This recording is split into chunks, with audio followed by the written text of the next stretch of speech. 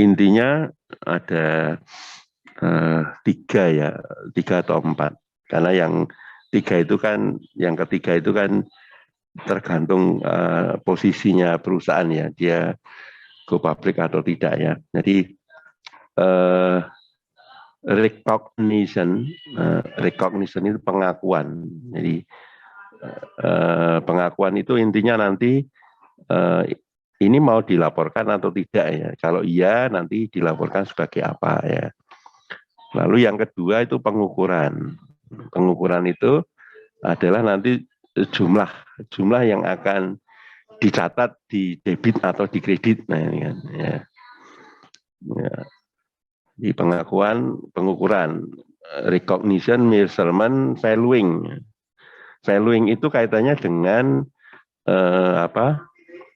penyajian di dalam laporan keuangan ya, karena IFRS itu kan menghendaki dilaporkan kan fair value ya, kemudian reporting.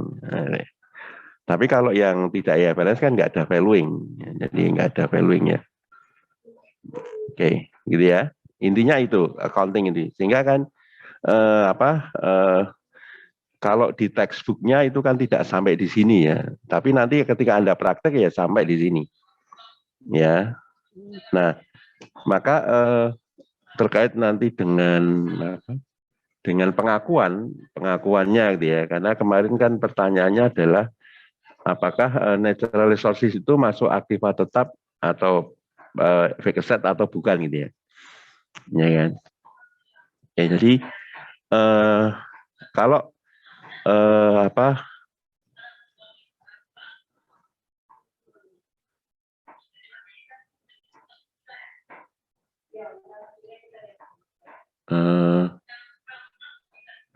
saya tutup dulu ya. Ya, Pak.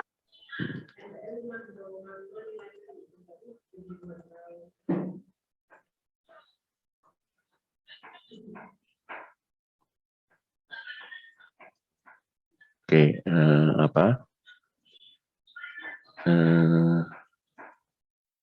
saya screen ya soalnya ya tadi ya yang saya kirim ya. Jadi kan transaksinya yang soal A itu kan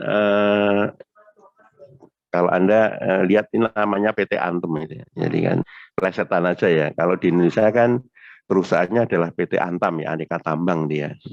Nah ini membeli sebidang tanah, ya kan. Kata-kata tanah dengan harga ini, lalu menaksir sini ya. Nah tanah, nah Anda perhatikan kalau tanah itu nanti akan masuk di PPE, nah tanahnya itu dipakai untuk mendirikan bangunan.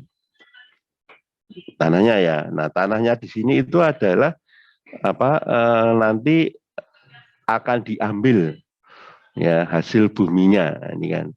Nah, di sini kan memiliki kandungan batu bara. Jadi dibelinya tuh nanti mau diekstrak ya, jadi diekstrak ditambang hasil dari tanah itu. Nah, kalau seperti ini berarti kan nanti akunnya tidak tanah pengakuannya ya.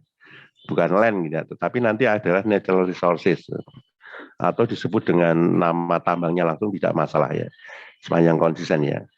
Nah, tetapi kalau tanahnya ini nanti berupa investasi, jadi beli akan dijual kembali kalau harganya cocok dia. Nah, nanti ini pengakuannya sebagai properti investasi nanti di keuangan 3 ya. Jadi ketika kita fokus tentang investasi gitu ya, nah itu ada properti investasi. Nah, ini masalah pengakuan. Ya kan, maka dicermati gitu ya, tanahnya objeknya sama tanah tapi manfaatnya apa dari tanah itu. Jadi kalau tanahnya itu sekali lagi ya akan dipakai untuk mendirikan bangunan dan tidak dimasukkan untuk dijual ya dalam kondisi normal ini ya. Dijual boleh kalau memang kondisinya menjadi tidak normal ini ya. Kan kasus disposal ya. Maka tanah itu nanti akan dilaporkan di dalam kelompok aset tetap fixed asset gitu ya. Atau aset tidak lancar gitu ya. Dengan nama land. Tetapi kalau tanahnya ini adalah nanti akan diambil hasil tanahnya dari tanahnya ini ya, maka kita tidak boleh mengakunya sebagai fake asset land, tidak boleh, tapi dengan nama apa lengkap ya, sumber alam apa ya kan, atau langsung sebutkan nama apa sumber alamnya itu ya. Jadi tambang batu bara misalnya juga boleh ya. Tapi kalau tanahnya itu mau dibeli dijual kembali itu nanti dilaporkan sebagai property investasi, investment property gitu ya. Seperti itu ya. Nah, maka di sini nanti kaitannya dengan depresi itu ya. Nah, ini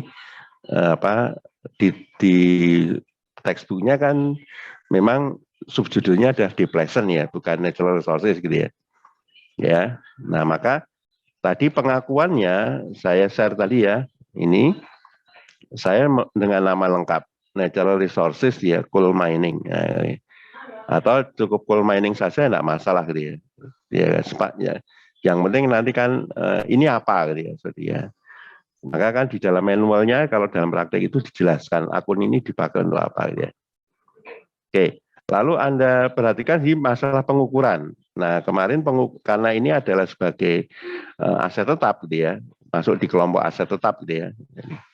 Oke, maka prinsip atau dasar untuk mengukurnya adalah cost principle. Ya, cost principle ya. Nah, maka cost principle itu kan pengorbanan ya. Pengorbanan untuk apa saja ya. Nah, maka kalau Anda cermati tadi ini tanahnya itu harganya 1,6 M ya. 1.600.000.000 ya. Nah, lalu dari si tanah ini kan perusahaan itu mengestimasi nanti bisa menghasilkan 900.000 ton batu bara ya. Nah, setelah batu bara ditambang, perusahaan memiliki kewajiban merestorasi ya. Jadi kan mengembalikan kembali, jadi tidak hanya ditinggal gitu ya. Jadi misalnya perlu diratakan dan sebagainya itu ya. Nah, biayanya perkiraannya adalah 80.500.000. Nah, dari setelah ini nanti perusahaan itu punya percaya bahwa dapat menjual tanah tadi itu ya, itu dengan harga 113 juta. Nah, 135 juta ini sebagai nilai sisa. Ini kan tanahnya kan ini kan nilai sisanya ini ya. Ya, lalu cost-nya berarti kan ini plus ini ya, lalu masih tambah ini. Ini biaya pengembangan. Nah, maka kan ketika kemarin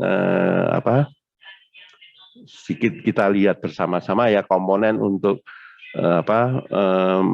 menentukan depresi itu kan ada 3 kelompok biaya itu ya, seperti itu ya. Ini kan harga belinya, kemudian ekstraksi dan development cost ya. Nah, sehingga dari sini gitu ya,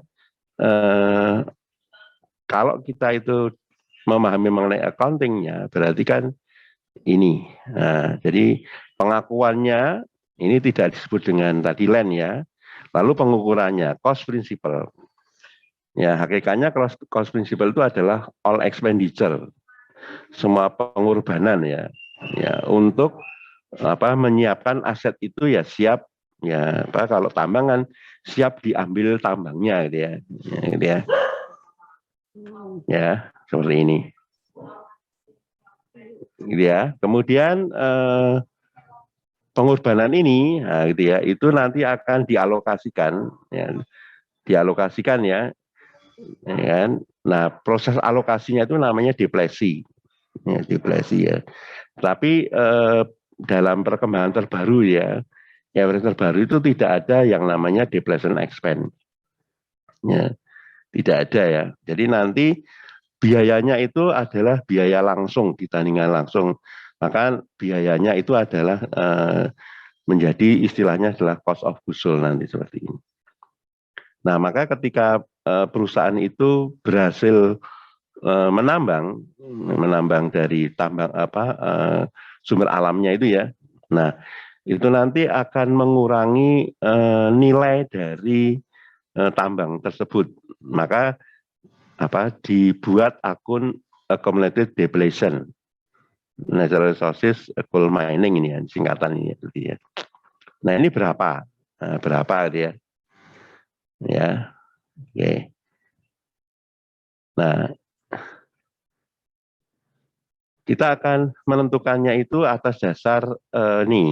Jadi dasar deflasinya itu adalah cost dikurangi dengan nilai sisa, ya, atau nilai residu, ya. Maka ketemunya 1.795.500. Lalu dari sini nanti kita akan menentukan tarif deflasi per unitnya. Di sini per ton nanti ya. Jadi deflation base divided by total estimation of coal mining. Ini 900.000 ton. Sehingga tarifnya itu ketemu 1.995 per ton. Ya, maka ketika tahun 2020 perusahaan ini berhasil menambang, nah ini nanti 39.900.000 ya, 20.000 dikalikan ini, ya kan? Nah ini nanti itu yang akan mengurangi nilai cost dari natural resources-nya. Maka jurnalnya ini tadi, ini ya. Nah lalu akun debitnya itu adalah inventory. Ini sebagai sediaan dari perusahaan itu, gitu ya. Nah saya sebutnya lengkap inventory of coal mining ya, atau inventory saja tidak masalah. Ini ya.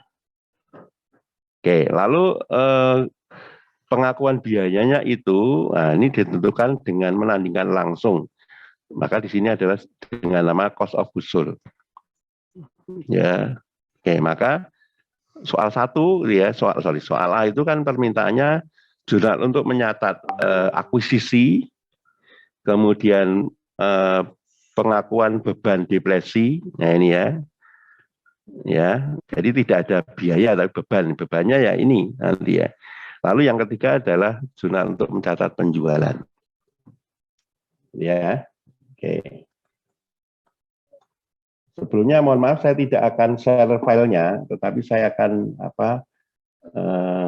foto ya di grup, nah gitu ya. Jadi kan biar Anda tidak akan menjadi tukang nanti ya.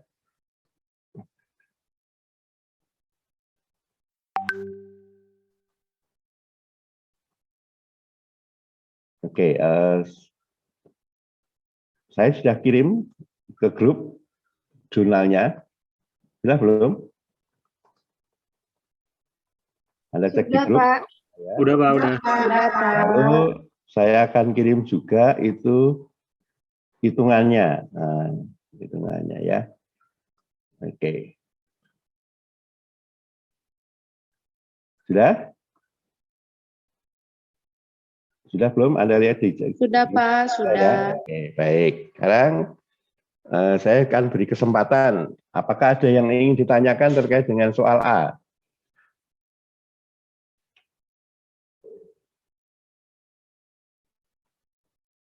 Jadi kalau Anda masih ingat ya kan, jadi persoalan akuntansinya ya 3 itu ya. Jadi kan ini yang nanti itu diminta ya kan, diminta ya. Ya siapa tahu nanti Anda nasibnya baik itu kan bisa kerja di perusahaan tambang ya. Jadi kan Indonesia itu kan dengan kondisi kondisi alamnya seperti ini ya. Itu kan masih banyak pulau-pulau yang belum tersentuh ya. Mungkin di pulau itu kan nanti ya, itu kan mungkin akan menghasilkan sumber alam yang mungkin kedepannya kan sangat-sangat diperlukan ya, untuk ya kesejahteraan manusia ya. Kondisi alamnya misalkan kaya dengan tambang loh. Ya. Jadi Indonesia itu kan menarik sejak zaman dulu ya. Jadi yang kelihatan ya rempah-rempah ya. Jadi kan penjajah itu kan dulu kan pedagang nih ya, dengan cari rempah-rempah ya. Lalu sampai terakhir ini yang mungkin kemarin juga Dadimu ya, Freeport gitu ya, itu kan luar biasa ya. Maka tadi itu jawabannya ya kan, intinya tiga persoalan ya. Nah lalu yang terkait dengan natural resources tadi adalah sebenarnya di textbook itu kan bagaimana proses deflasi itu ditentukan ya kan. Nah, lalu saya tidak menyebutkan metodenya, ya metodenya adalah unit of activity. Jadi itulah yang paling rasional. Jadi menghitung alokasinya itu atas dasar aktivitas dari hasil penambangannya seperti itu. Itu yang soal A, nah, ya hanya mau duduk berlama-lama belajar itu ya. Nah, maka sebelum saya lanjutkan ke soal yang B ya, gitu ya. Jadi kan mungkin masih ada bekas luka ya, sakit hati ya. Jadi sakit hati itu kan tidak bisa disembuhkan ya. Ya kan, seperti kalau Anda itu memaku sebuah batang pohon ini ya.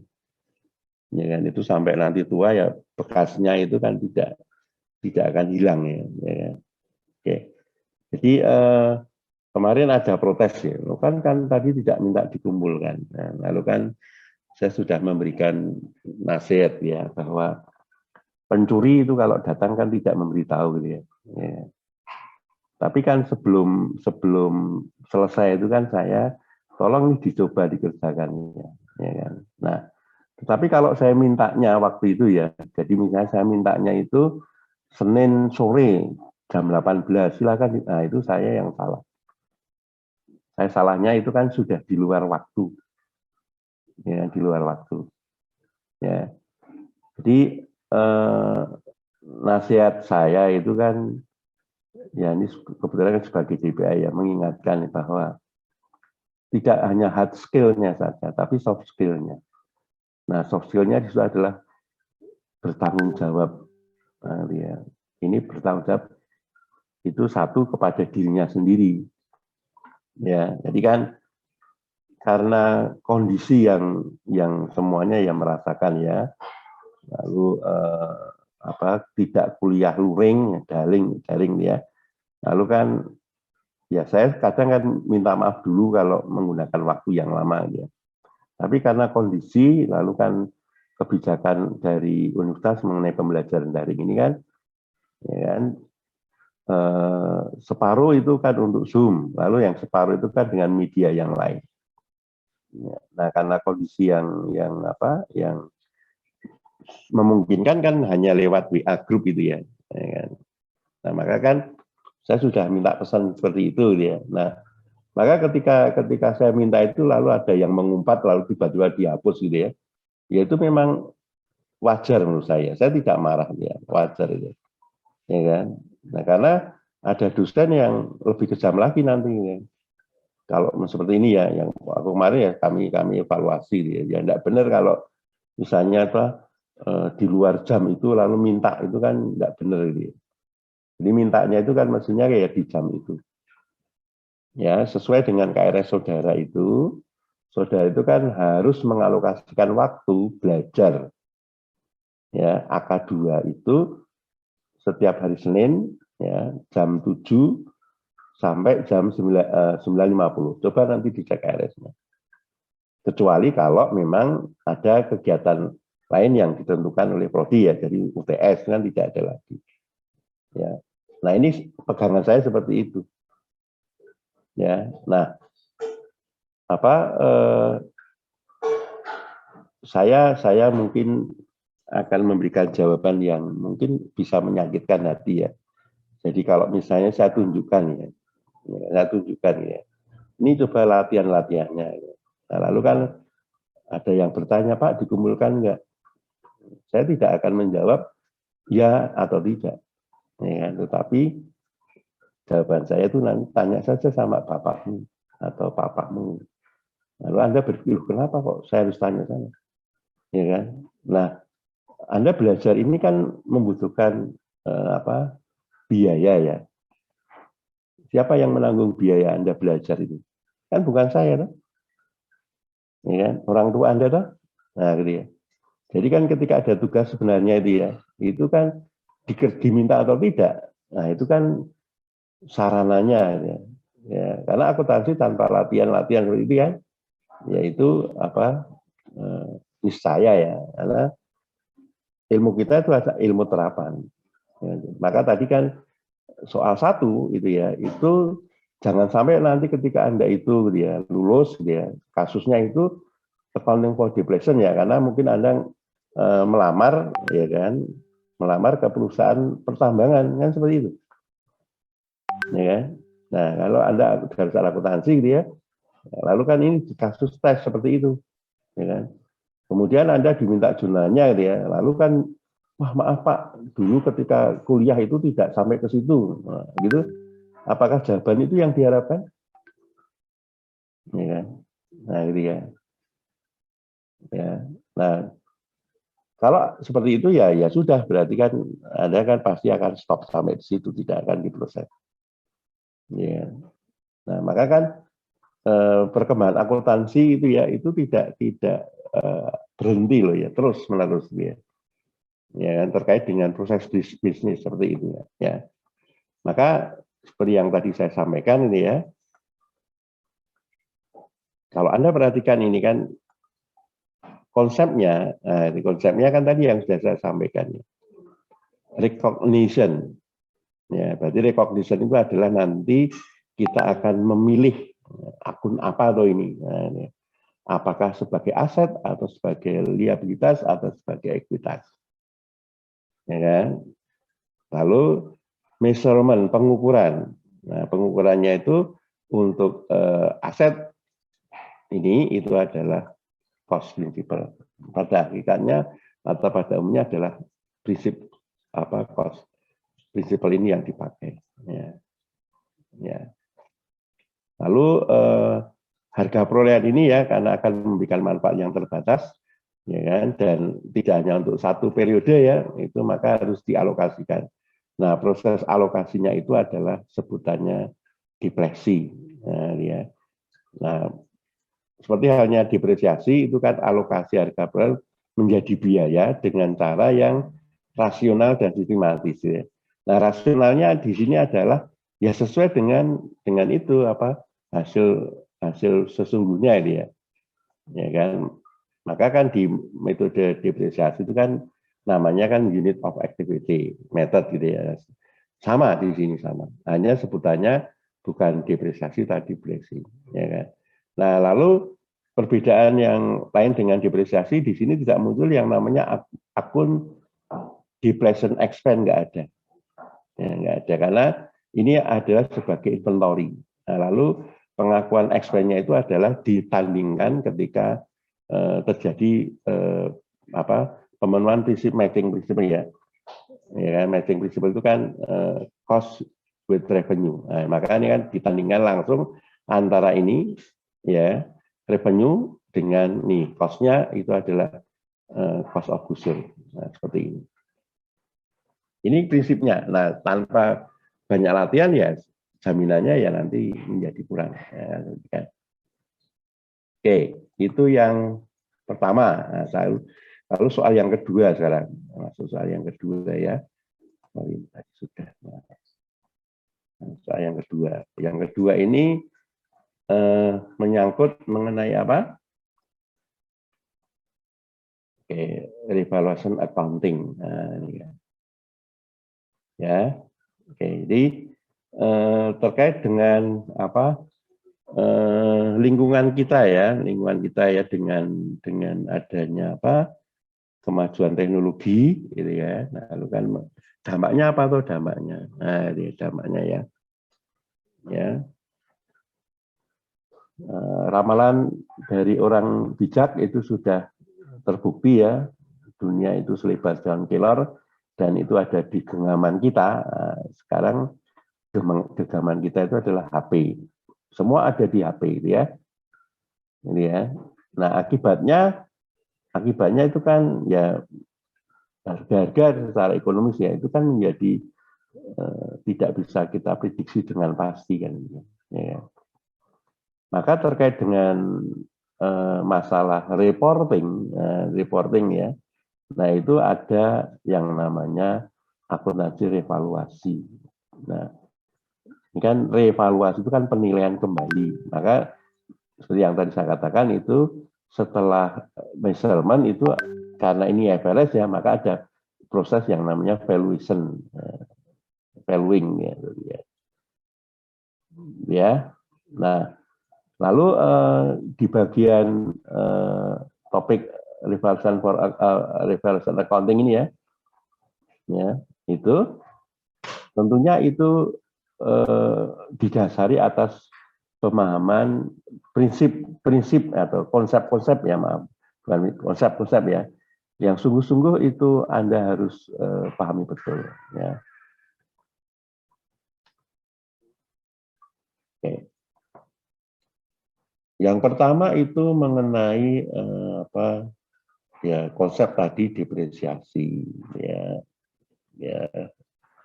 Oke, masih ingat ada berapa pendekatan atau metode untuk depresiasi?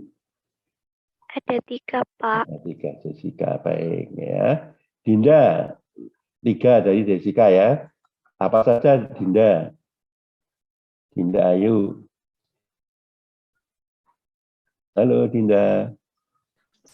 Metode garis lurus, Pak. Terus 3 loh, kok hanya 1? Sebutkan 3 itu apa saja? Apa saja Dinda? Saldo menurun. Terus apa?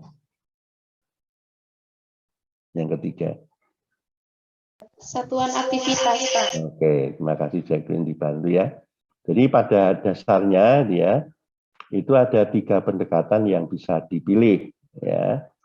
Oke, dalam suatu perusahaan 3-tiganya bisa dipraktekkan semuanya ya. Ya kan? Ya. Jadi bahkan kalau misalnya kita itu tahu betul ya spesifikasi asetnya itu kan satu aset, jadi misalnya kemarin kita lihat contohnya itu misalnya perusahaan itu punya alat berat gitu ya. Nah, itu kan masing-masing komponen bisa kita depresiasi sendiri-sendiri ya kan. Karena nilainya signifikan. Ya kan? Ya kan? Ada 3 pendekatan. Jadi beban tetap ya. Kemudian beban menurun dan berdasarkan aktivitas ya. Beban tetap itu hanya satu cara, yaitu garis lurus tadi straight line ya. Sementara menurun itu ada cara yang lain, tapi ini sudah tidak familiar ya. Selain double declining balance method, itu ada sebenarnya sum of the year digit. Ini ya. Ada ya, tetapi yang sum of the year digit itu kan tidak begitu populer ya, maka tidak saya bahas. Sebenarnya ada. Ya. Nah, nanti menghasilkan kan jumlah bebannya itu semakin menurun. Maka kan namanya beban menurun dia. Ya. Oke, di textbook ada ini. Tapi saya tidak membahas karena prakteknya itu jarang sekali dipakai ya. Itu kalau dipelajari keluarkan soal ya, pengalaman kami waktu itu banyak yang keliru dia. Nah, maka yang penting adalah konsepnya. Ya. Oke. Nah, konsep itu. Lalu kan berikutnya itu adalah nanti nilai buku. Ya, masih ingat ya? Nilai buku suatu PPE ya. Itu ditentukan bagaimana?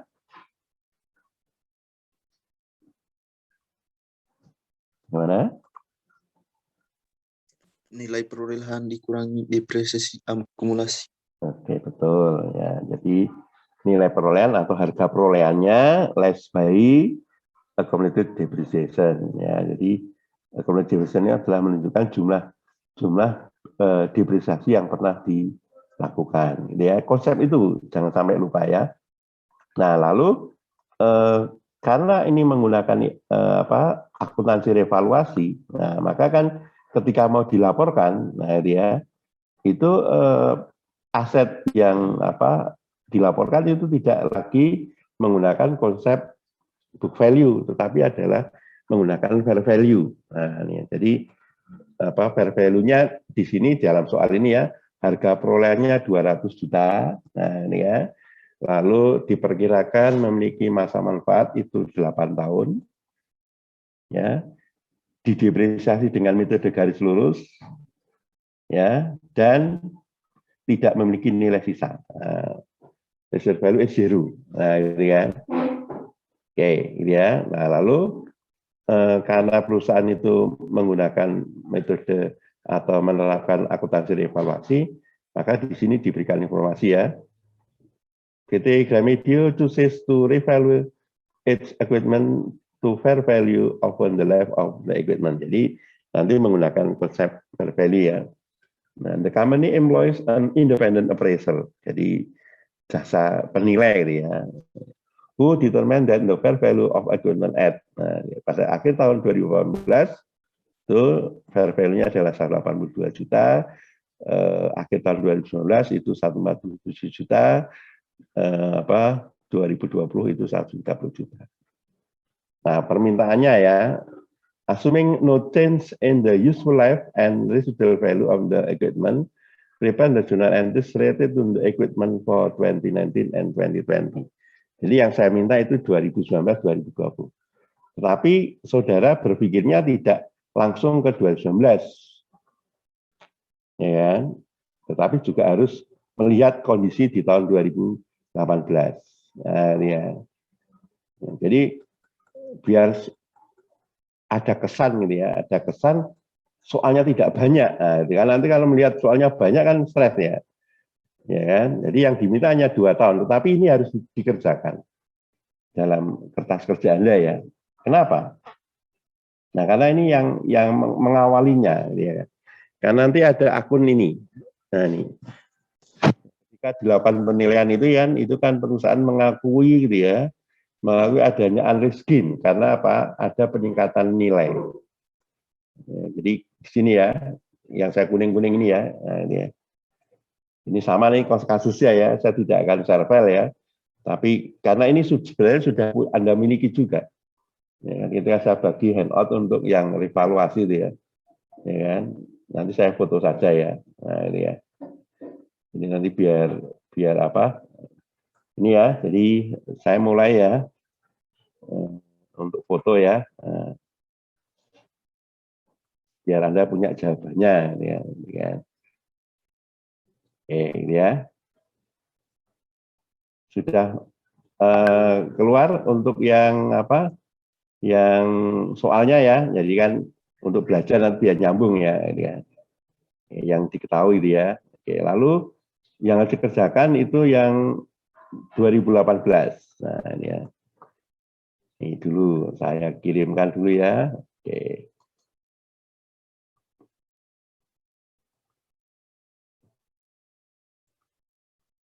Oke, ya.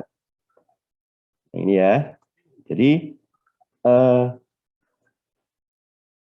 untuk akuntansi evaluasi pada hakikatnya itu sebenarnya tidak lalu mengubah proses akuntansi ya, tidak ya, tapi hanya menambahi saja karena ingin melaporkan. Maka terkait dengan aset yang didepresiasi ya kan. Nah, setiap perusahaan itu mau melaporkan laporan keuangannya itu kan itu ada mekanisme adjustment gitu ya. Ya kan? Nah, mekanisme adjustment itu diperlukan atau dibuat itu karena perusahaan itu harus menerapkan matching principle. Ya kan? Dalam laporan laba rugi gitu ya. Itu kan intinya kan perbandingan antara pendapatan dan biaya untuk satu periode. Jadi kinerja akuntansi itu kan bukan aktivitas tapi adalah periodisasi. Ya, sehingga kan harus ada adjustment, ya kan? Ya, adjustment-nya itu hakikatnya ya akan melakukan proses penyesuaian baik untuk pendapatan maupun biaya. Nah, ya. Nah, terkait dengan materi kita artinya adjustment untuk biaya. Biaya apa tuh? Biaya depresiasi. Nah, ini ya. Sehingga nanti ini di laporan laba ruginya itu tetap akan muncul namanya depreciation expense. Tetap muncul. Ya. Oke, nah lalu setelah ini dia kita akan melakukan valuing karena menerapkan akuntansi revaluasi dia. Nah, maka seperti ini. Ya, ini ya. Dibuat jurnal. Nah, dia. Nah, lalu nih hitungannya ya cost of the equipment itu 200 million rupees. Kemudian Tadi ya dikurangi dengan depresi akumulasinya ya, accumulated depreciation at the end of 2018 ya, 25. 25 bisa menghitung ya. Ya. 200 dikurangi 0 dibagi 8. Ya toh? Ya, Pak. Ketemu 25 loh. Nah, kan angkanya kan saya buat gampang-gampang tadi kan untuk menghitung waktu itu loh. Tidak perlu kan pakai kalkulator gitu ya. Maka nilai tercatatnya atau nilai bukunya itu 175. Ya kan? Nah, lalu fair value-nya 182. Jadi intinya nanti ini yang mau dilaporkan untuk aset peralatan ini, equipment ini ya, itu nanti 182, bukan 175. Ya kan? Jadi kalau di akuntansi pengantar waktu itu ketika Anda itu menyusun laporan keuangan itu kan pelaporannya itu untuk aset tetap ya, misalnya peralatan itu kan peralatan cost dikurangi dengan depresiasi akumulasian gitu loh. Ya kan? Di akuntansi pengantar kan gitu. Ya. Nah, dengan menerapkan akuntansi revaluasi ini nanti ketika dilaporkan itu tidak ada akun yang muncul di laporan posisi keuangannya itu tidak ada akun accumulated depreciation of equipment, nggak ada. Karena yang ditampilkan adalah ini nilai wajarnya. Ya. Nah, maka mekanismenya tetap seperti di akuntansi pengantar ya, proses itu ya, maka dibuat jurnal. Ini. Ya, dibuat jurnal.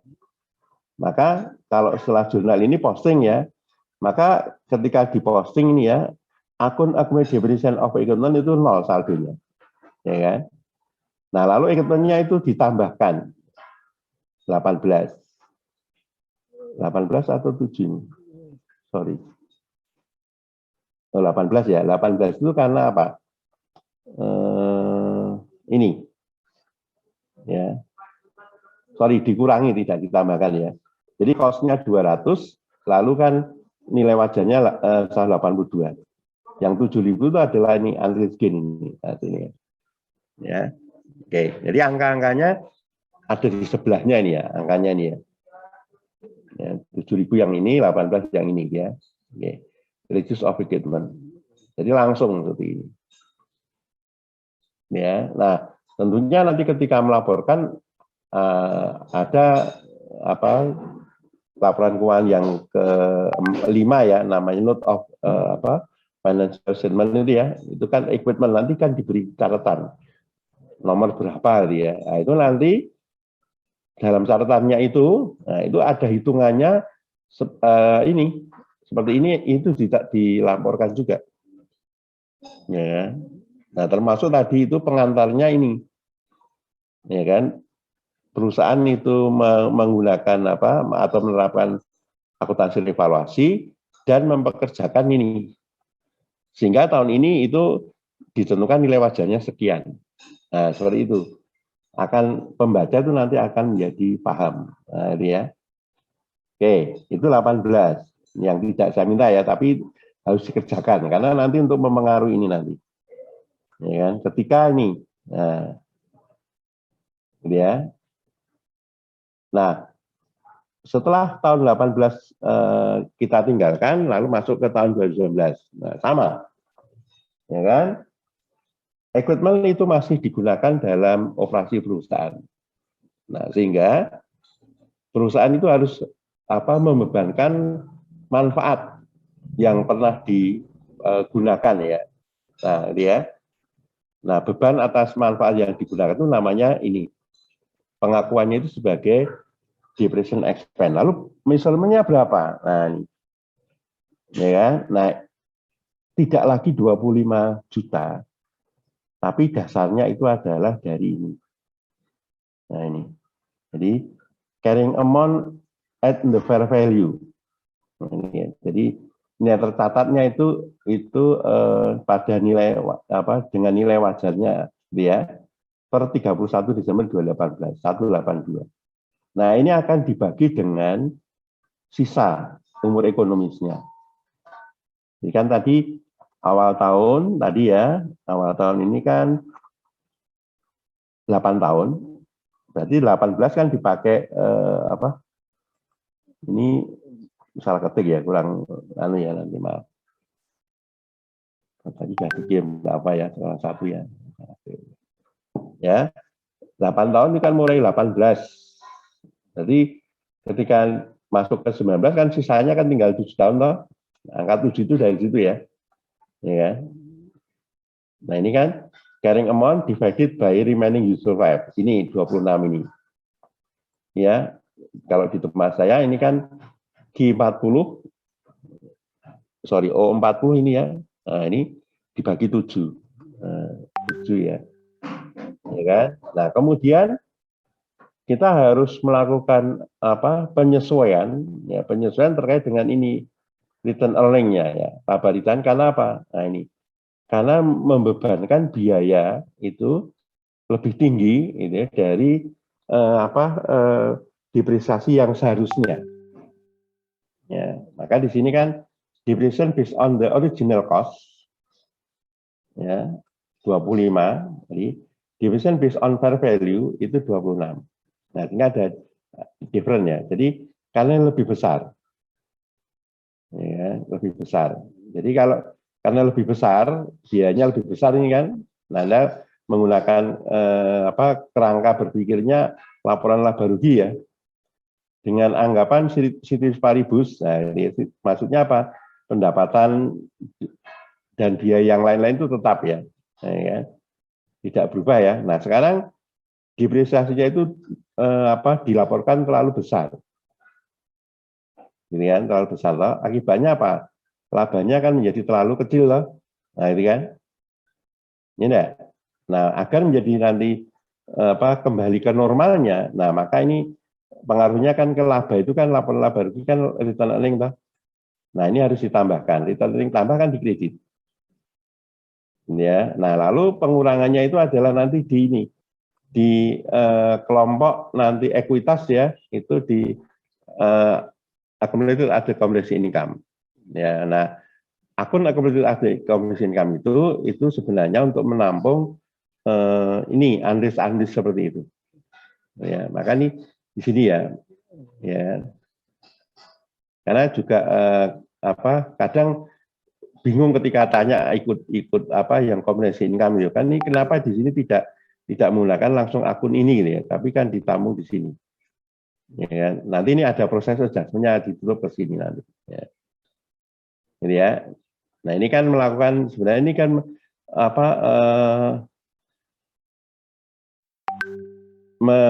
mencatat ini ya penyajian aja akibatnya ini mencatat biaya terlalu gede ini. Ya. Nah, lalu yang jurnal berikutnya ini ya itu adalah ini. Ya, kita akan lalu kan nanti akan melaporkan, ya melaporkan itu kan asetnya PPE-nya itu kan dengan nilai berapa, yaitu nilai wajarnya. Nah, nilai wajarnya itu adalah nanti ini 147. Ya, jadi akhir tahun 18 atau awal tahun 19 itu kan nilai wajarnya 182, akhir tahun 147. Nah, nanti ketika dilaporkan ya peralatannya itu kan langsung itu dilaporkan 147.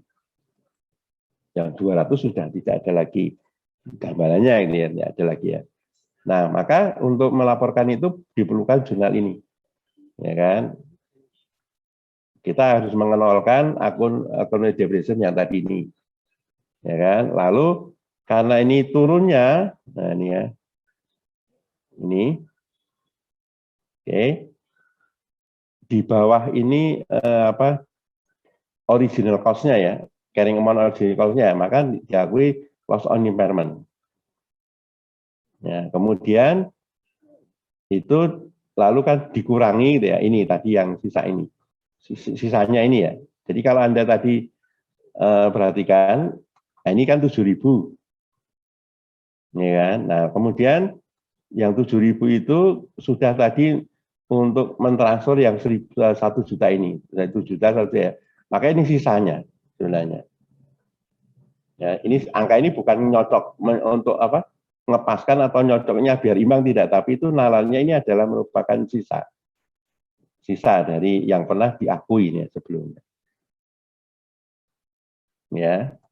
Nah, maka ketika Anda masih ingat di template-nya ya atau di handle-nya itu kan proses untuk ini kan nolkan ini ya, akun ini dan akuilah ini dan ini gitu ya, kalau Anda masih ingat ya. Jadi apa yang ini pasti akun ini pasti debit sebesar yang diakui. Gitu ya. Nah, maka ketika Anda itu lalu mengerjakan di sini kan ingat ternyata revaluasi itu juga menyangkut impairment, nah, penurunan nilai ya, otomatis ya. Ya. Jadi dalam proses revaluasi itu sebenarnya tidak hanya menyangkut kenaikan saja, tapi penurunan pun itu masuk di sana. Ya, oke nanti saya kirim fotonya ini ya, 19 ya. Oke, 19. Kelas A, oke.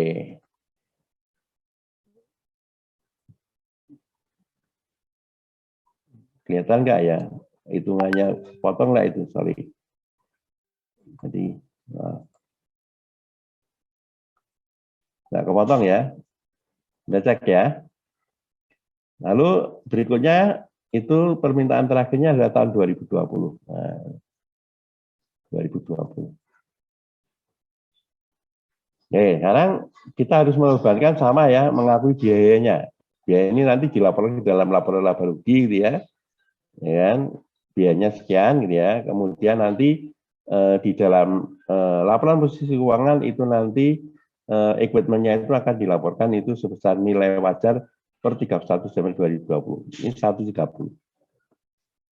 Ya kan?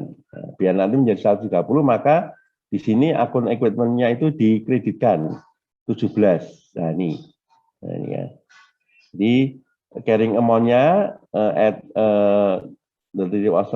Desember 2019 147 tadi ya. Lalu fair value at Desember 2020 itu 130. Dengan ada penurunan nilai 17 juta. Sehingga akun equipment nanti akan dikreditkan 17 juta. Ya. Nah, 24 tadi ini ya, ini dibagi 6. Ya, sisanya kan 6 toh. Nah, seperti itu. Ya, angka ini tadi ya. Nah, Anda perhatikan ini jumlahnya kurang dari 25. Nah, logikanya ya kalau biayanya aku terlalu kecil kan jadi labanya terlalu besar, ya kan? Sehingga harus dikoreksi. Nah, 500 ini kan lalu kan mendebitkan. Labalitanya harus dikurangi. Nah, ini seperti ini. Nah, ini lalu yang 500 masuk akumulasi income. Ya, oke. Lalu ini recovery of impairment loss. Jadi yang tadi sudah pernah diakui. Nah, ini ya, 3 juta ya. Jadi angka 3 juta itu nanti adalah jumlah maksimum untuk recovery ya. Ya, tidak boleh nanti langsung ini diakui sebagai apa?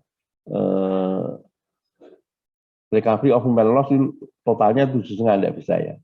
Ya kan? Nah, maka di sini hitungannya ya. Oke, jadi fair value-nya per 31 Desember 2020 130, carrying amount-nya at fair value 122. 122 itu ngitungnya dari mana? 157 dikurang ini. Ya, dan 47 dikurangi 24.500. Kan ketemu 122.500. Ya, ada selisih 7,5. Ya. Nah, 7,5 ini nanti itu akan digunakan untuk recovery yang 3 juta, recovery dari impairment loss-nya ya, dan yang 4 juta itu nanti dibagi sebagai unleased gain on loss. Ini seperti ini, angkanya dari sini. Oke. Selesai nih ya. Oke, saya kirimkan fotonya lagi ya. Mudah-mudahan bisa dilihat ya nanti ya. Oke. Baik. Nah, siapa yang kira-kira nilainya 100 ya? Samuel? Ada? Ya Pak, berapa Pak? Dua-duanya? Salah Pak. Salah. Salah berapa? Yang di soal B, Pak, salahnya lumayan banyak, Pak. Wow, lumayan banyak. Masih ada kesempatan ya. Minggu Iya, depan Pak. kan kita UTS tuh ini. Artinya berarti kan ini cambuk ya, mengingatkan bahwa oh saya ini harus lebih serius nanti kalau misalnya dapat nilainya bagus ya. Ya kan? Ya. Nah, saya katakan kan sejak awal ya bahwa apa mata kuliah ini kan gampang-gampang susah ya, seperti ini ya. Oke, maka kan dugaan saya waktu itu adalah bahasa. Oke lah sekarang soalnya bahasa Indonesia ya. Ya bahasa Indonesia soalnya loh. Ya, tapi bahasa kita ya, ya kan. Nah, lalu Anda boleh menjawabnya tidak menggunakan bahasa Indonesia karena ya masalahnya di Indonesia itu kan teks bukunya nggak ada ya, nggak ada ya. Jadi Bu Reni saya dorong-dorong membuat saya bantu nggak mau ya. Karena kan kalau yang nulis saya itu kan tidak laku karena apa gelarnya tidak dokter ya. Kan Indonesia itu kan istilahnya kan bereng itu kan hanya melihat saja ya gelarnya ya, tapi kan apakah kemampuannya itu kan nah itu yang ini kenyataan di Indonesia seperti itu ya kenyataannya ya. Ya. Oke, jadi ya cermin aja ya sebagai cermin lalu kan Anda akan melakukan evaluasi dan refleksi ya lalu kan tindakan apa nanti yang harus Anda itu buat dia ya nah mudah-mudahan ya Anda akan kalau seperti itu saya harus banyak belajar gitu ya nah lalu kan belajarnya bagaimana sih caranya ya kan jadi ketika misalnya kita fokus belajar mengenai accounting for depletion ya, satu konsepnya itu sungguh-sungguh harus pahami. Persoalannya apa? Nah, persoalannya tadi kan sudah saya sampaikan, persoalan akuntansi keuangan itu adalah recognition, measurement, reporting. Nah, dalam reporting tadi ada tanda bintangnya, valuing. Nah, intinya itu saja. Ya kan? Nah, lalu kan terkait dengan soal A tadi ya. Oke, ini terkait dengan recognition. Nah, ya. Gitu akan kita laporkan sebagai aset ya kan atau bukan. Nah, gitu kan. Lalu measurement-nya apa yang menjadi dasar ya. Oke, untuk measurement-nya adalah cost principle. Ya kan? Nah, lalu kan terkait dengan apa nanti reporting kan reportingnya itu kan ada di laporan laba rugi, ada di dalam laporan keuangan itu kan. Nah, itu kan. Masanya kan seperti itu. Nah, lalu kan ya all expenditure. Nah, itu kan tadi kan itu apa saja. Nah, itu kan itu yang harus Anda cermati ya seperti itu. Ya. Oke. Nah, mudah-mudahan jawaban dari Anda nanti ya itu lalu tidak membuat Anda putus asa tapi mesti harus bangkit ya kan ya bangkit ya sehingga kan yang saya lakukan itu kan sekarang jauh-jauh hari gitu, jauh-jauh hari kemarin saya kirim hari apa saya kirimkan waktu itu pemberitahuan mengenai ada pengambilan nilai untuk hari Senin terus Anda saya ingatkan terus nah itu kan jadi kan memang ada, ya saya memang tidak bisa selalu diprediksi ya. Jadi kan reminder, ya, mengingatkan kembali itu kan memang kalau soalnya seperti tadi ya, itu kan biar Anda diingatkan, oh ya saya belajar seperti itu. Tapi di sisi lain mungkin Anda juga akan merasa marah gitu ya, ganggu terus gitu ya, hidup menjadi tidak nyaman gitu ya. Satu sih seperti itu, tapi di sisi lain itu pencuri itu masih ada, ya kan? Termasuk pencuri harta ataupun pencuri nyawa, gitu ya. Itu kan datangnya tidak tahu, ya kan? Bahkan saudara-saudara kita yang Muslim yang yakin bahwa penyabut nyawanya ya, nah itu kan, ya maka kan setidaknya ya itu kalau mau tidur ya nanti pasang kapas di telinga ya kalau nanti dipanggil gitu ya biar nggak dengar gitu. Nah, ya. Tapi apakah terus bisa ya? Enggak, itu kan yang punya kehidupan kan bukan kita, tapi kan ya sananya yang menciptakan kita tuh, ya kan? Maka kan berjaga-jagalah, ini kan, nah ini kan, ya. Jadi kan kalau yang Muslim perbanyak itu amal jariah itu kan untuk nanti sana, ya. Nah, seperti itu. Belajar kan seperti itu nanti juga ya. Oke, ya. Nah, untuk UTS itu materinya nanti sampai di situ. Sampai di situ tadi itu adalah hanya topik atau bahannya itu chapter 10 dan chapter 11. Ya. Nah, lalu setelah itu nanti ya kan minggu depan itu kita off. Yang di HIMAK ini jadwal sudah ada belum ya? Jessica atau Samuel? Belum, Pak. Belum ada ya. Belum dikirim Saya sudah ngopiak-opiak, mosok ini kan, ya kan? Ya kan? Sampai ini tinggal minggu depan aja belum jadi dia, ya kan? Ya kan? Berarti kan kalau nanti ini ya satu sisi gitu ya, ini kan bisa kalau misalnya mepet ya, tiba-tiba Senin itu belum siap gitu ya, bisa soalnya itu sama ya kan. Maka kan kemarin dari HIMAK itu ada permintaan soal ya saya jawab itu soal sudah saya serahkan kepada Kaprodi, ya kan. Kalau mau pinjam ya silahkan pinjam ke sana ini ya, seperti itu ya. Oke, ya kan. Nah, tetapi saya sarankan gitu, saudara jangan hanya belajar dari soal itu, ya kan, karena ada peristiwa seperti itu kan, wah, ya kan, jangan sampai nanti sama itu kan, ya kan, sampai sama, nah, itu nanti berarti kan itu hanya sarana untuk latihan saja, memperkaya dia seperti ini kan, ya, ya, jadi saya tidak akan jauh-jauh ya, atau tidak akan keluar dari apa yang pernah kita diskusikan, ya. Jadi kami Bu Reni dan saya sepakat ya, jadi sudah sepakat soalnya seperti apa dia seperti ini ya. Oke, nah lalu untuk memudahkan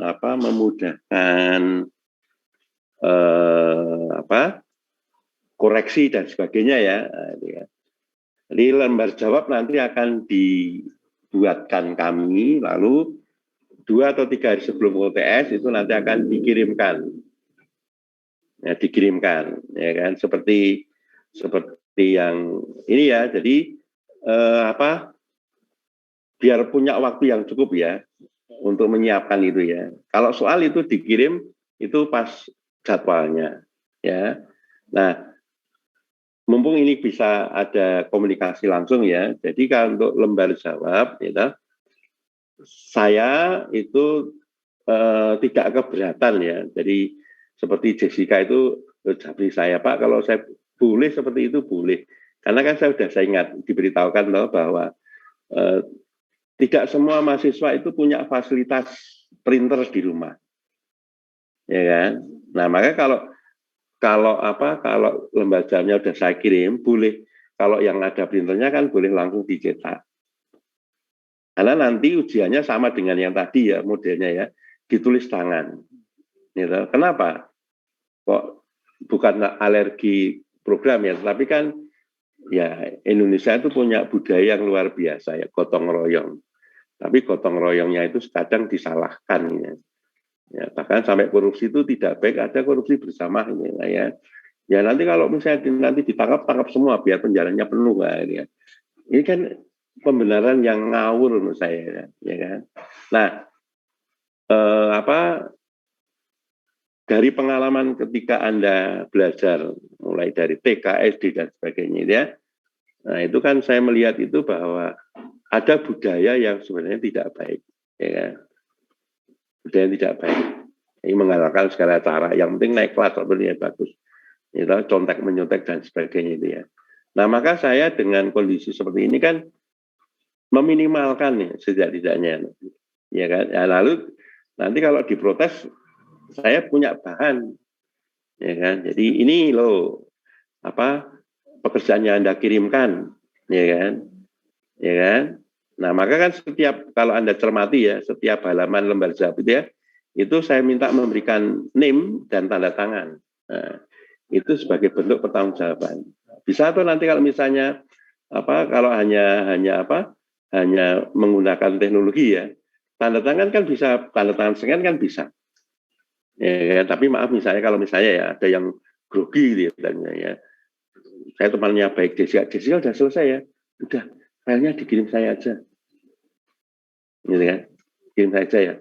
Nanti kan saya kirim, maka tadi kan filenya apa Pak, name saja, ya kan? Karena tahun yang lalu, ya kan, mahasiswa ini saya kasih nilai E untuk ujian ini ya. Jadi yang tidak final ya, tapi yang ujiannya ya. Jadi mahasiswa itu mengirimkan file, nah ya, itu file temennya gitu. Ya. Jadi NIM-nya itu adalah misalnya 20001, tapi pekerjaannya itu NIM-nya adalah 20004. Nah, itu. Berarti ini pekerjaannya siapa ini? Nah, tadi seperti itu. Ya. Karena kondisinya saudara itu tidak bisa dikontrol dalam dunia maya ini.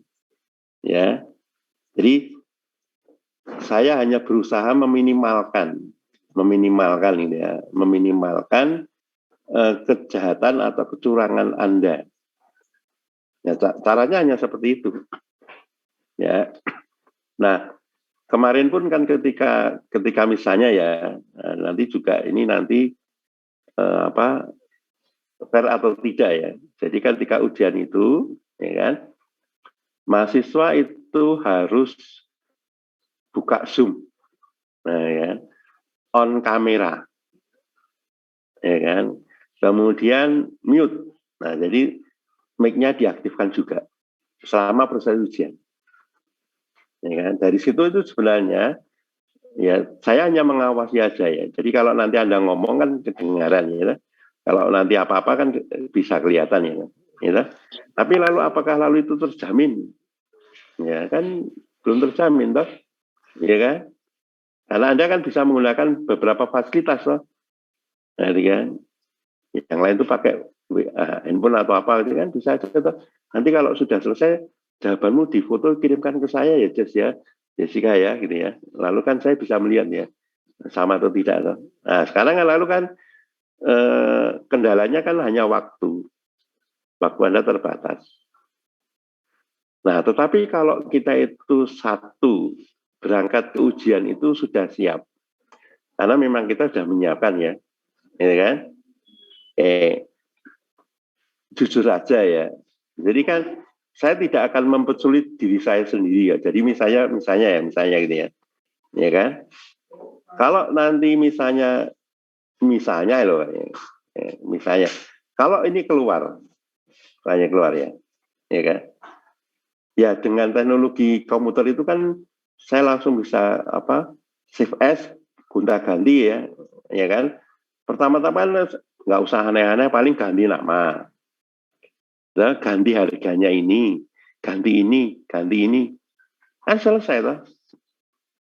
Ya, karena apa? Karena dalam praktek yang terjadi seperti itu, ya, tidak lalu mengubah prinsip konsepnya, kan tidak loh. Ya, nah, tetapi kalau Anda itu tidak percaya pemahamannya gitu ya, nanti tambah lagi gitu ya, nah itu yang mana sih kan? Ya kan?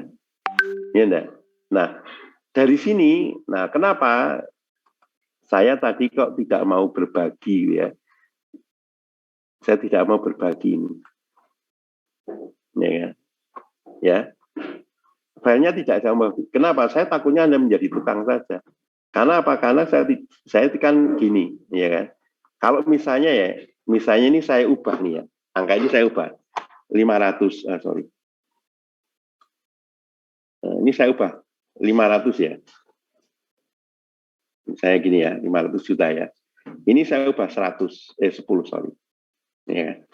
Di bawah ini pekerjaan saya sudah ganti semua ini. Nah ini kan, udah lain lagi tuh. Ya enggak? Nah, saya tidak mau Anda itu sebagai tukang, ya kan? Karena dibantu ini. Nah, tidak berpikir nanti, ya kan? Nah, itu alasan saya kenapa saya tidak memberikan file itu ya. Nah, ini ya. Itu alasan saya. Tapi kan tetap saya berusaha itu membagikan tadi jawabannya. Ya. Oke. Saya kira itu ya, mudah-mudahan Anda lalu punya motivasi, ya kan. Semua karena saudara itu hanya waktu terbatas itu belajar di perguruan tinggi. Kami targetkan itu 4 tahun saja ya, bahkan mungkin bisa kurang. Lalu kan Anda memasuki dunia sesungguhnya, nanti tidak ada lagi dosen di sana, ya kan? Jadi nanti ketika Anda memasuki ya, menerapkan ilmu yang Anda pakai ya, pelajari ini, yang jelas itu kan tidak sama persis dalam dunia nyata nanti. Ya kan? Bagaimana pemecahannya? Apa lalu saudara akan japri saya? Ya kan? Japri saya. Ya kalau sudah posisi seperti itu kan, ya berarti kan saya konsultan wani piro kan, gitu kan? Ya. Nah, saya sudah berusaha itu ya membekali Anda itu dengan pemahaman saya dengan jalan yang sudah benar gitu loh. Ya kan, ketika nanti Anda itu memang itu sudah lulus ya, artinya sudah menguasai pengetahuan akuntansi ini. Nah, kalau tidak menguasai berarti nanti saya itu menanggung dosanya juga seperti itu. Ya. Nah, karena siapa tahu nanti misalnya pimpinan Anda itu adalah teman saya gitu ya. Ya kan, saya pernah gitu ya. Pernah di waktu itu ditelepon ya. Bro, piye iki alumnimu gitu ya. Gawe ngene wae ra iso. Waduh, dia bilang. Nelpon saya gitu. Ya kan. Lalu saya coba tanya gitu. Sopo toh, saya bilang. Ini. Oke. Saya coba ceknya ya. Dari sisi kemampuannya memang mata kuliah ini itu kan nilainya C. Waduh, saya oke, maklum ini ya. Tetapi kan ketika diterima itu kan ya meyakinkan gitu ya, meyakinkan. Ya namanya orang seperti itu kan menyiapkan, tapi setelah itu kan ya mungkin lalai atau apa gitu ya. Ya seperti itu. Ya kan. Ya maka kan saya berusaha itu kan bagaimana ya membantu Anda ya. Oke. Maka materi selanjutnya itu kalau Anda itu buka di LMS itu sudah saya kirim ya.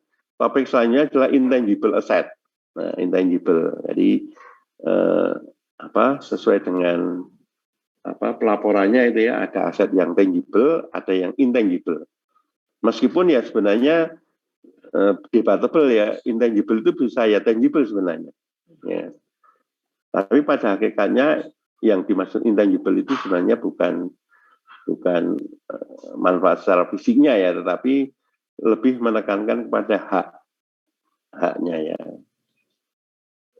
Nah maka kan ketika tadi topik natural resources itu di peraturan perpajakan itu tidak dilaporkan sebagai tangible, sebagai intangible, hak penambangan ini kan ya.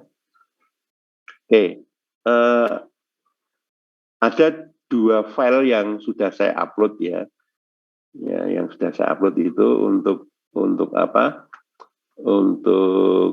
materi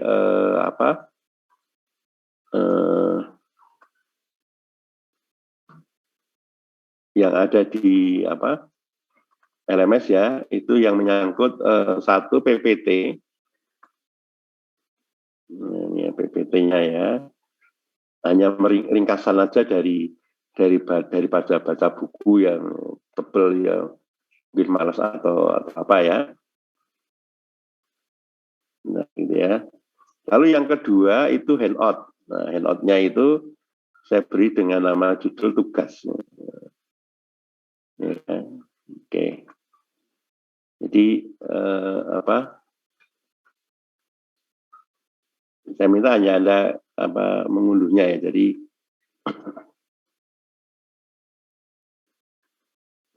bentar ya. Nah, bisa kelihatan ya. Udah, Pak. Ya, oke. Jadi kalau nanti ya tidak fokus hari ini ya, karena nanti kan fokusnya mungkin masih UTS, nanti mungkin setelah UTS nanti ya, nanti seperti ini ya. Jadi ini sekilas ya. Jadi kalau kita melihat karakteristiknya ada identifiable, dan maksudnya kalau secara umum bisa diidentifikasi itu kan, kalau tetap itu kan fisiknya bisa dilihat ya kan. Lalu yang kedua legsnya tidak transformasi, lalu termasuk bukan aset moneter itu ya. Jadi, ya. Nah lalu normalnya non current asset itu kan sebagai bagian dari non current, jadi di bawah yang aset tetap itu ya. Nah jenis-jenisnya itu nanti ada paten, ada copyright, ada dan seterusnya itu ya, ya kan. Nah bagian ini lebih sederhana ya kan. Oke, maka nanti kan terkait dengan recognition ya ini loh, recognition-nya nanti itu akan kita beri nama ini ya, secara spesifik ada paten, ada copyright, ada ini. Nah maka nanti silakan Anda baca ya apa yang dimaksud dengan paten ini, ya, copyright dan seterusnya ini ya, sampai dengan goodwill ini ya. Itu apa ini ya? Ya. Nah lalu measurement-nya itu adalah cost principle juga sama, ya kan? Nah lalu karena cost-nya itu relatif ya, besar ya. Lalu biasanya intangible ini itu memiliki manfaat juga lebih dari 1 tahun. Nah maka kan cost yang dikorbankan untuk mendapatkan intangible ini nanti itu juga akan dialokasikan. Nah proses alokasinya itu namanya amortisasi. Ya, prosesnya gitu kan. Nah karena inilah tidak mempunyai fisik ya, maka metodenya hanya satu nanti, garis lurus saja. Jadi kan kalau Anda menguasai materi sebelumnya, berarti kan ini cepat nanti belajarnya. Ini kan, jadi ada cost, ya kan, all expenditure gitu ya, kemudian dialokasikan. Nah proses alokasinya untuk intangible ini namanya amortisasi. Nah, lalu nanti muncul yang namanya amortization expense, ya kan. Nah lalu pelaporannya itu nanti prinsipnya itu adalah di sini itu bisa fair value nanti, ya, bisa fair value atau cost nanti, ya kan. Ya, kalau IFRS ada yang fair value ya. Nah lalu di dalam praktiknya nanti itu ada perusahaan yang menggunakan akun accumulated amortization, ada yang tidak. Nah, itu persoalannya yang seperti itu aja. Semuanya itu boleh, ya, semuanya boleh. Nah, lalu karena ini tidak punya fisik ya biasanya banyak yang langsung melaporkannya seperti itu. Ya, oke. Maka ini saya tutup nanti ya, silahkan nanti dilanjutkan ya intinya ya. Lalu file yang kedua yang saya kirimkan itu adalah ini. Jadi ini ada berapa sheet gitu ya. Nah, ini kan setiap sheet ini saya berikan sebenarnya ada LO-nya. Jadi secara umum dia, secara umum itu LO-nya ini. Nah, ini ya, discuss the characteristic valuation and amortization of intangible. Describe the accounting for various type of intangible. Explain the accounting issues for recording goodwill. Identify impairment procedure ya, and presentation requirement for intangible asset. Sekian the accounting ini. Nah lalu kan satu-satu recording and amortization intangible. Nah, ini kan, jadi kan misalnya ini ya, the intangible asset section of ini Ramuter Company at ini ternyata dulu ada paten, ada franchise.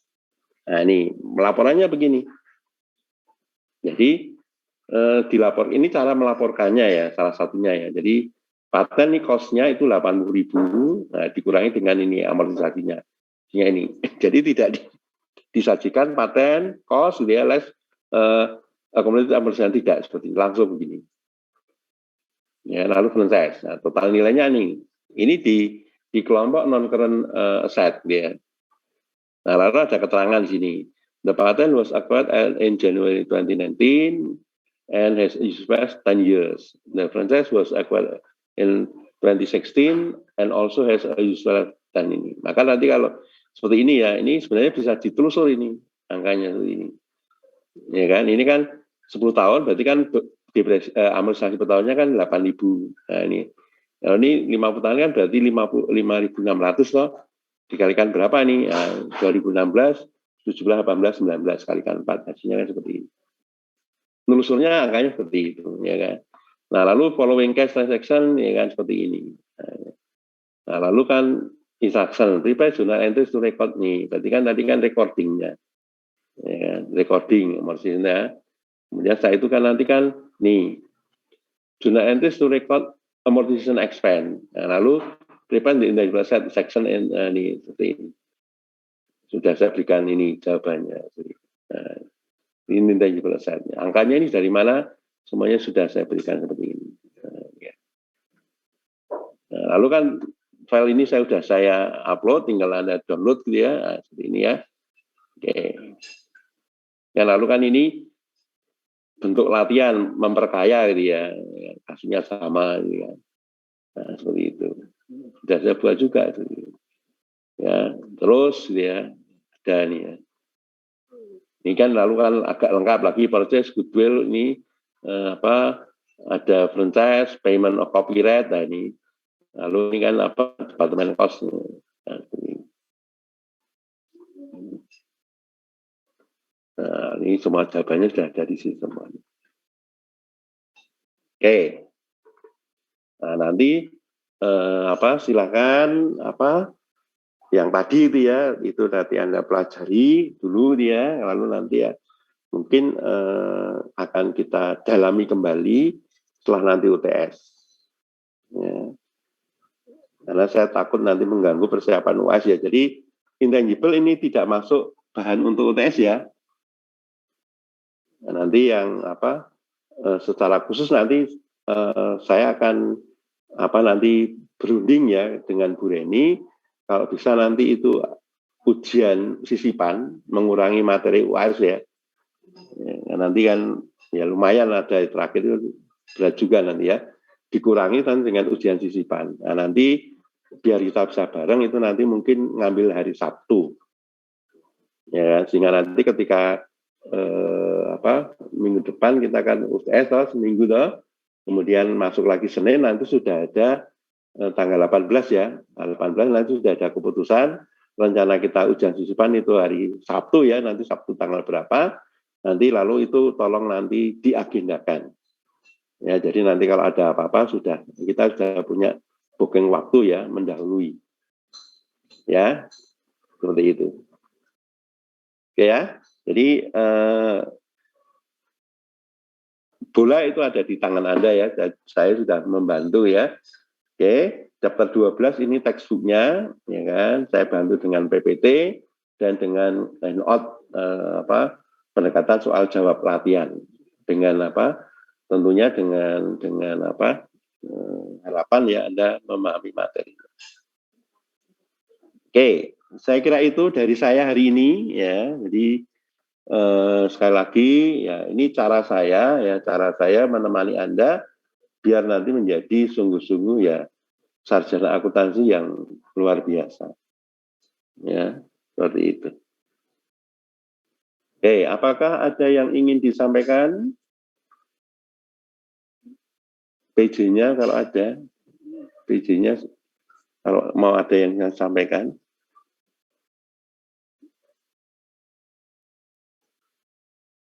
Tidak ada, Pak. Tidak ada, baik. Enggak ada saya. Jadi sekali lagi ya, kalau nanti sudah ada informasi jadwal UTS, ya kan? Jadi kalau misalnya UTS-nya itu, misalnya ya, kita jatuh tanggal 11, ya kan, tanggal 11 ya. Nah, saya akan berusaha ya, pertama-tama akan mengirimkan lembar jawabnya itu 3 hari sebelum. Ya, karena ini soal ujian resmi ya. Jadi lembar jawabnya itu sekitar 7 halaman. Kalau tidak keliru ya. Sebentar ya, coba ya. Sebelum diakhiri ya. Saya sudah ngedraft soalnya ya.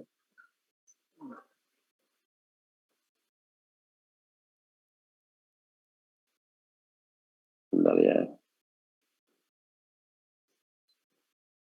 Oke.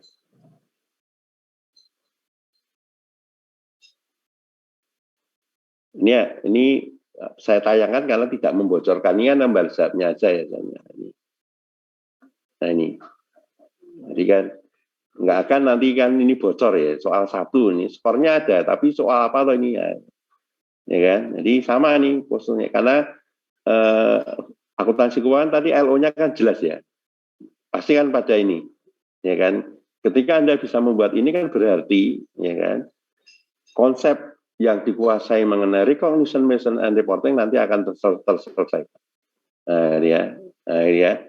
Ini cara ini lalu cara menghitung, ya kan?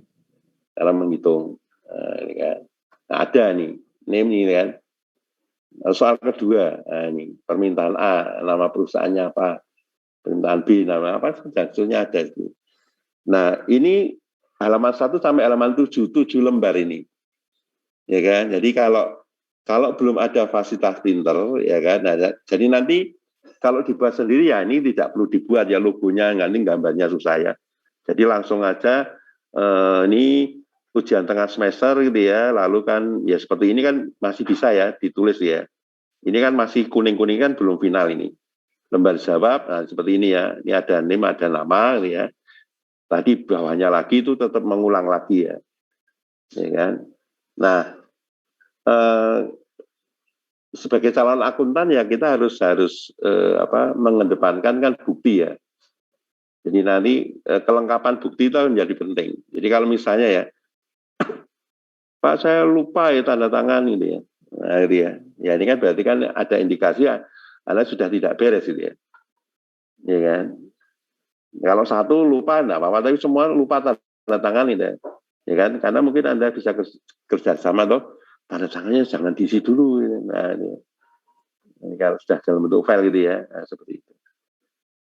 7 halaman, ya kan. Jadi kalau dibuat sendiri kan ya, kalau 1 hari kan mungkin terlalu mepet ya nanti ya.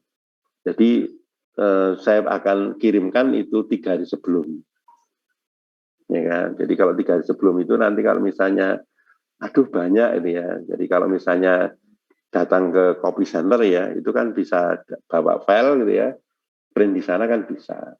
Ya, tapi kalau tidak ada ya dibuat sendiri ya, ya pokoknya seperti yang bentuknya seperti yang saya kirimkan itu ya, tapi logo dan sebagainya nggak usah digambar nanti repot ya, seperti itu.